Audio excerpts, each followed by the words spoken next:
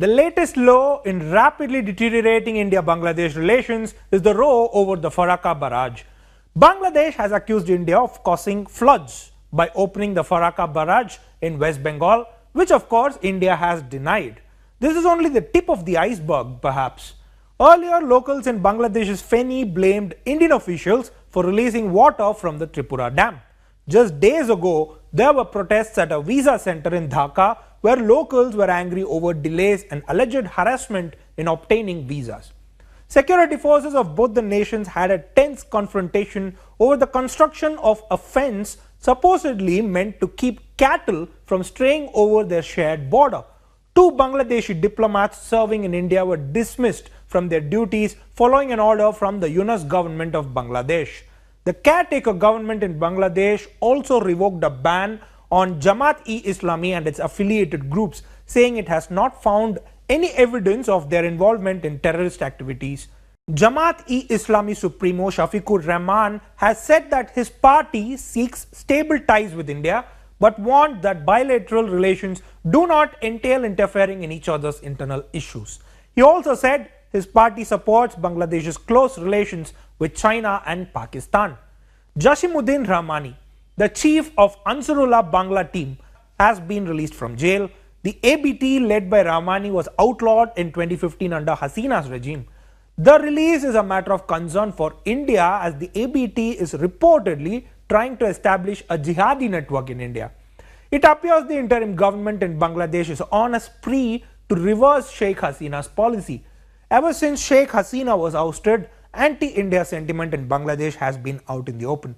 But why is there so much resentment among a section in Bangladesh against India? Some experts believe the signs were there as far back as 1972. Anti-Indian sentiment has in fact taken its root in 1972, and that many of you are not taking into cognizance. This is one of the reasons that Sheikh Mujibur Rahman wanted to get the Indian troops back to India, those deployed in Bangladesh for the liberation of Bangladesh. So 72.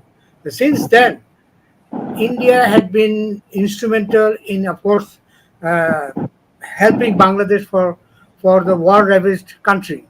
The textile which came from India was very poor quality, very poor quality. This is admitted by the government itself. All the material that was exported, even the note, the bank note was printed in India. Within a few months, even it's wet, especially the sweating, the note issue was tampered. So these all had, this all sentiment had accumulated, and of course, India was blamed after the war that India has looted everything from Bangladesh. After Hasina won the elections, the opposition parties in Bangladesh ran a campaign on social media calling for the boycott of Indian goods. Hasina shut them down quickly, but her exit perhaps exacerbated the anti-India feeling in Bangladesh. The fact that India has given shelter to Hasina has certainly not gone down well in the neighboring country. Her stay in Delhi, in India, the question comes that since there are so many cases, there could be, again some speculating, I am not the person right to answer this. If there is a request from there, we have to ask for her return to Bangladesh, if there is a demand from there.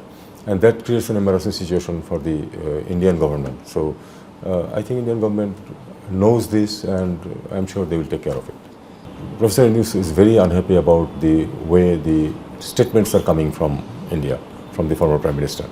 He is quite unhappy about this, and I have conveyed this to the High Commissioner. Clearly, Bangladesh wants Sheikh Hasina back in the country. Whether that will pave the way to a better relationship between the two nations is anybody's guess.